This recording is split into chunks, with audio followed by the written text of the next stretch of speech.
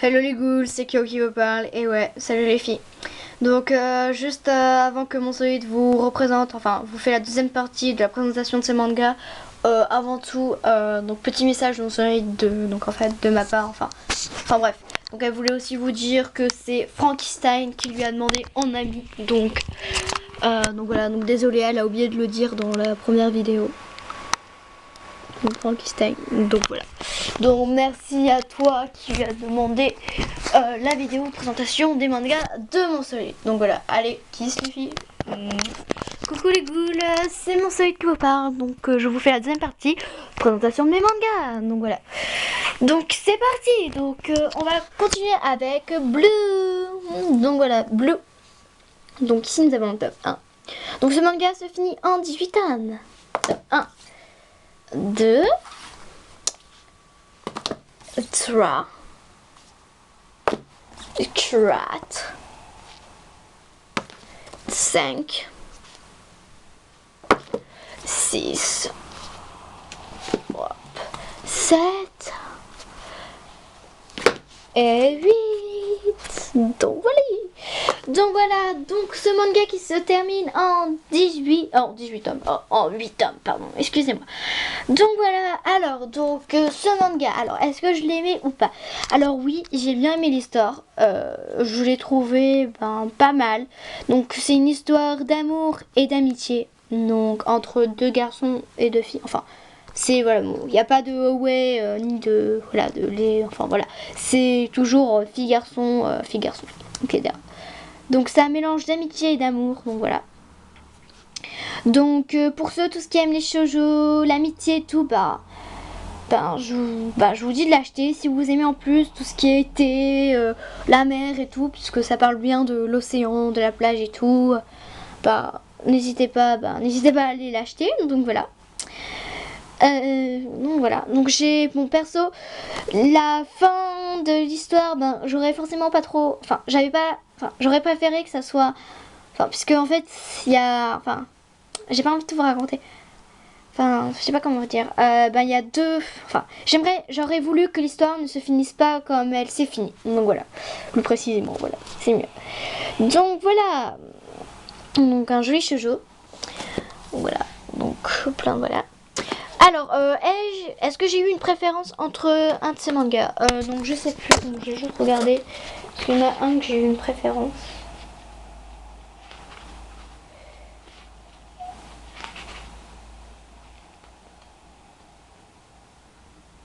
Si, mon préféré c'était le tome 5. Donc, allez savoir pourquoi. Donc voilà. Donc je vais juste faire une petite parenthèse que je sais pas pourquoi l'auteur a... Voilà. Alors là, je trouve que le garçon a une tête chelou. Je sais pas vous, mais bon, je trouve qu'il a pas une super beau tête en fait, le mec. Voilà, donc juste une petite parenthèse comme ça. Ah oui, il y a juste un truc que je voulais savoir. C'est juste pour savoir, est-ce que le mangaka a eu... Attendez, je cherche. A eu la flemme de changer de... En fait, je sais pas s'il a eu la flemme ou pas. Mais en fait, il a juste changé les tenues parce que je sais pas si vous remarquez. Mais c'est pareil, ils ont la même position. Il y a juste les tenues qui sont changées et peut-être l'expression du visage qui a changé. Parce que là, elle ouvre les yeux, là, elle ferme. Là, c'est carrément pareil. Là, il ouvre la bouche, là, il ferme la bouche. Et là, il sourit pas et là, il sourit. Bon, voilà. Donc je sais pas pourquoi il n'a pas changé d'illustration, c'est juste ça. Bon après c'est juste un petit détail. Mais bon sinon j'ai bien aimé le shoujo, même si je vous ai dit que je voulais... j'aurais pas voulu que la fin se finisse comme ça.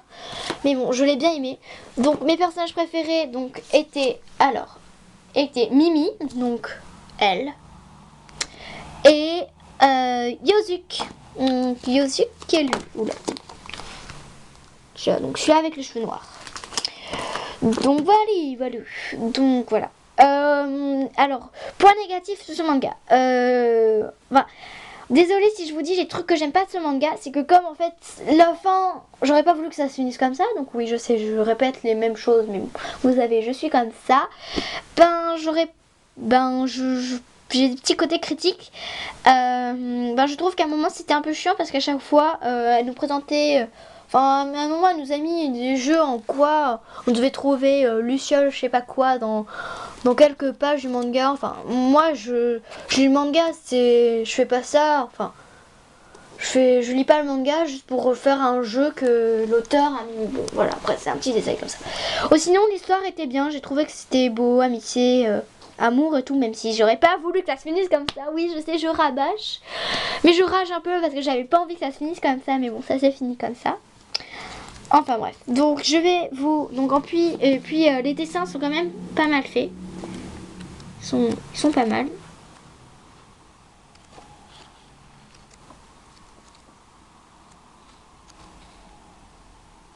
Alors, moi je les trouve sympa. Voilà.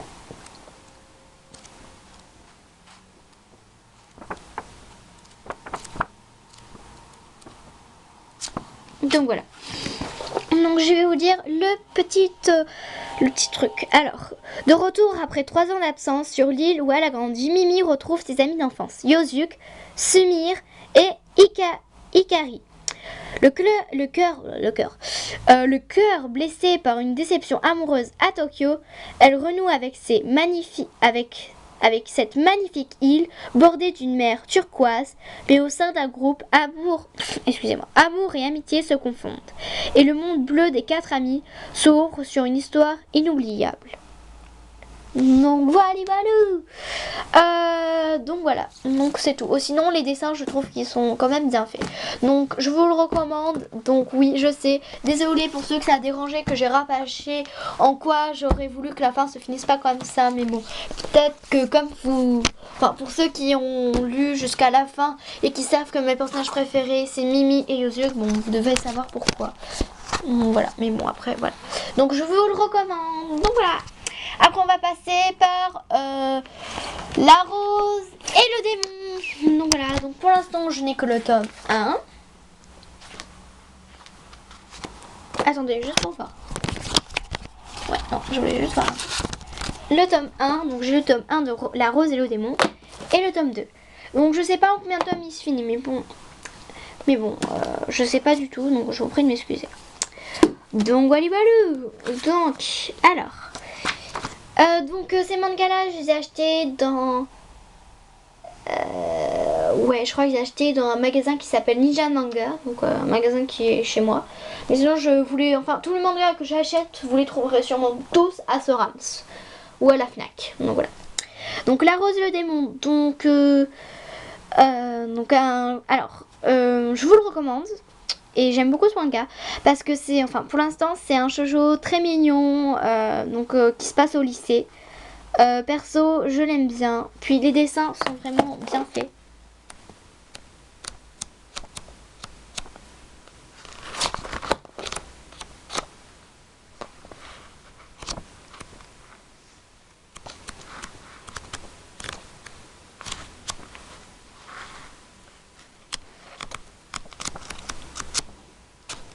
Donc voilà.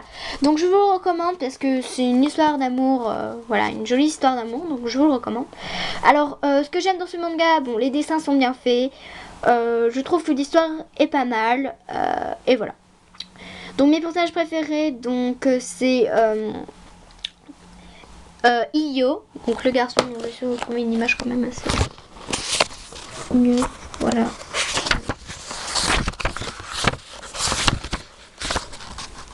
Voilà. Et la fille qui s'appelle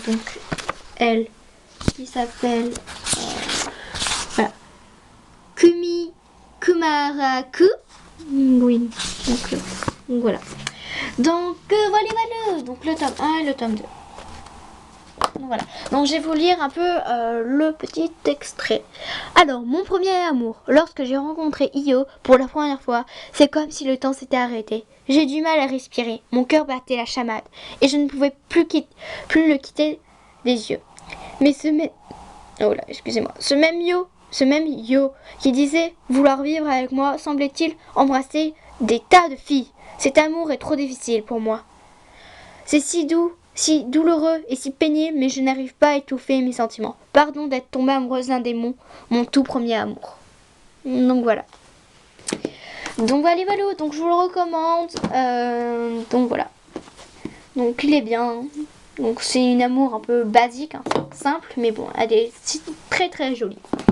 Donc voilà. Donc après, je vais vous présenter Shooting Starling tome. Donc pour moi, pour l'instant, j'ai le tome 1. Donc le tome 1. Et le tome 2. Le tome 3. Donc c'est le tome 1 et 2 de La Rose et le Démon. Enfin, le premier tome, je l'ai acheté à Sorams. Et le deuxième, oui, à Sorams aussi. Donc voilà. Donc le tome 3 de Shooting Star. Alors, donc je vous recommande cette histoire et je l'aime bien. Car, comme vous le savez, j'aime les histoires d'amour donc les histoires d'amour, donc les shoujo. Donc de plus, cette histoire d'amour se passe dans un lycée, donc j'aime encore plus ça. Puis, je trouve que l'histoire est quand même pas mal, même si je la trouve entre guillemets un peu lente. Enfin, je trouve que l'histoire d'amour, l'histoire d'amour est, comment dire, un peu lente. Je trouve que ça va pas assez rapide, mais bon, sinon il est super bien. Puis les dessins sont jolis.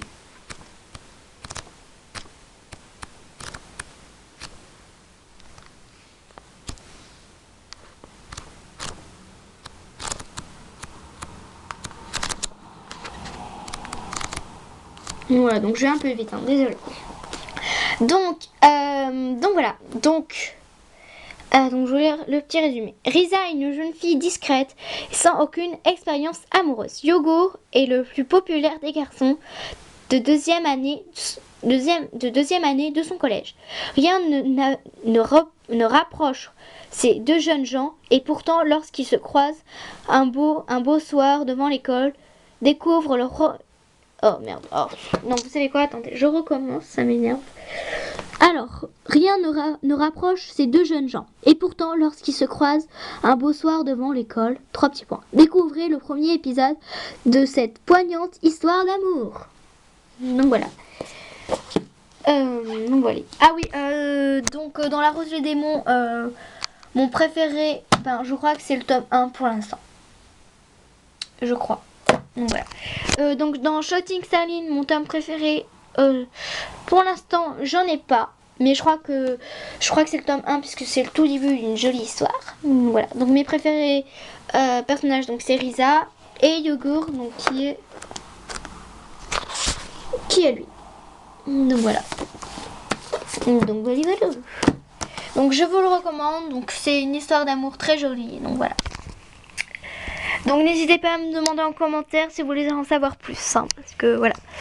Sinon ça durerait 10 ans mes vidéos, mais bon. Alors après, on va passer par le manga Pure Blood Boyfriends. Eh ouais. Donc pour l'instant j'ai le tome 1 et 2, donc je ne sais pas. Ah oui. À propos de Shooting Starling, je ne sais pas en combien de tomes il va se finir. Et Pure Blood Boyfriends non plus, je sais pas. Donc voilà, donc je vous présente ce manga. Donc qui parle bien sûr de vampires, donc que j'aime, bon vous savez que voilà, donc qui parle de vampires.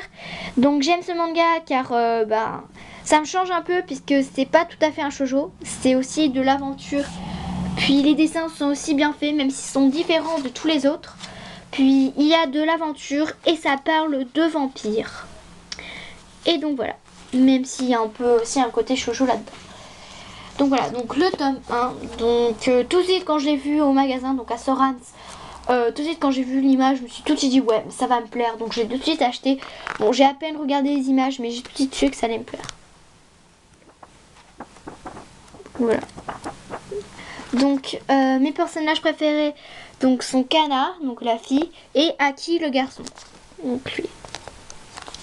Donc voilà, donc je vais vous lire le petit résumé.